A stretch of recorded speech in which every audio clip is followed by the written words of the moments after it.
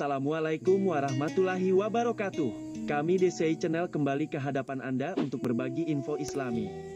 Semoga menginspirasi aktivitas Anda hari ini. Dan jangan lupa like, share, dan subscribe video kami ini. Manusia adalah makhluk ciptaan Allah yang sempurna, karena diberikan akal sihat untuk berpikir.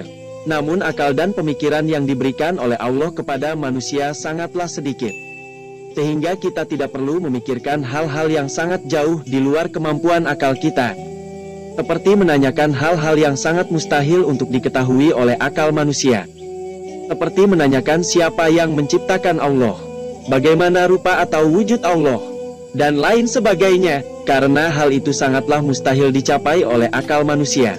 Siapa yang menciptakan Allah? Lihat jawaban pemuda ini, seperti kisah ini yang mengisahkan seorang ateis, orang yang tidak percaya akan ekstensi Tuhan. Pada suatu hari ada seorang ateis memasuki sebuah masjid, kemudian dia mengajukan 3 buah pertanyaan. Tapi dijawab harus menggunakan akal. Artinya pertanyaan yang diajukan tidak boleh dijawab dengan dalil. Karena seorang ateis memang selalu mengukur atau dengan bukti-bukti ilmiah dan segala sesuatunya itu menggunakan akal, atau dengan bukti-bukti ilmiah, dan mereka beranggapan bahwa dalil-dalil hanya dipercaya oleh pengikutnya saja. Sedangkan dia tidak pernah percaya dengan Tuhan. Oleh karena itu ia memberi syarat agar pertanyaannya tidak boleh dijawab dengan menggunakan dalil. Kemudian dia menentang orang-orang yang ada dalam masjid itu untuk menjawab pertanyaan-pertanyaannya, yaitu, siapakah yang menciptakan Allah? Bukankah semua yang ada di dunia ada karena ada penciptanya? Bagaimana mungkin Allah ada kalau tidak ada penciptanya? Bagaimana caranya manusia makan dan minum tanpa buang air? Bukankah itu janji Allah di surga? Ini pertanyaan terakhir. Kalau iblis itu terbuat dari api, lalu bagaimana bisa Allah menyiksanya di dalam neraka? Bukankah neraka juga dari api? Mendengar dari seorang ateis tersebut, tidak ada seorang jamaah pun yang mampu menjawab pertanyaan-pertanyaan tersebut kecuali salah seorang pemuda yang menjawab 3 pertanyaan ateis itu satu persatu. Dan beginilah jawabannya. Jawaban untuk pertanyaan pertama, pemuda berkata, apakah engkau tahu dari angka berapakah angka 1 itu berasal? Sebagaimana angka 2 adalah hasil dari 1 tambah 1 atau 4 yang berasal dari 2 tambah 2, ateis tersebut hanya bisa terdiam tanpa memberikan jawaban. Lalu pemuda itu melanjutkan, jika kamu tahu bahwa 1 itu adalah bilangan tunggal, dia bisa menciptakan angka lain, tapi dia tidak tercipta dari angka apapun.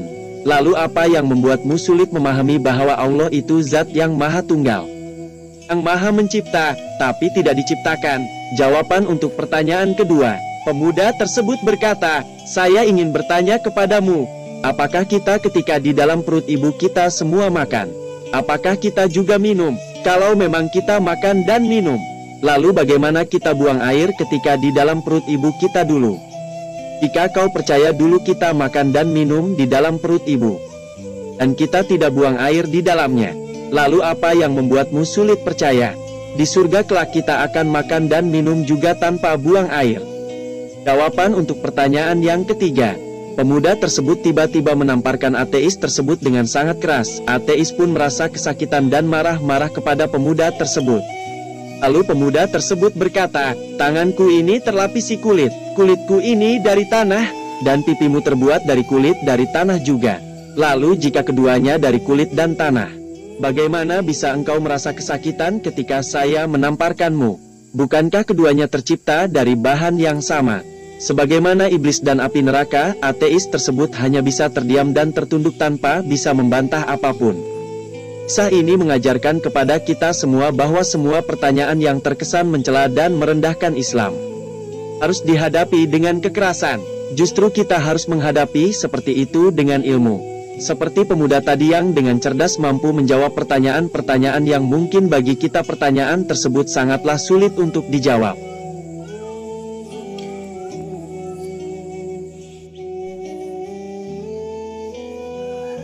Demikian perjumpaan kita kali ini. Semoga kita selalu dilindungi oleh Allah Subhanahu wa Ta'ala. Amin ya Robbal Alamin.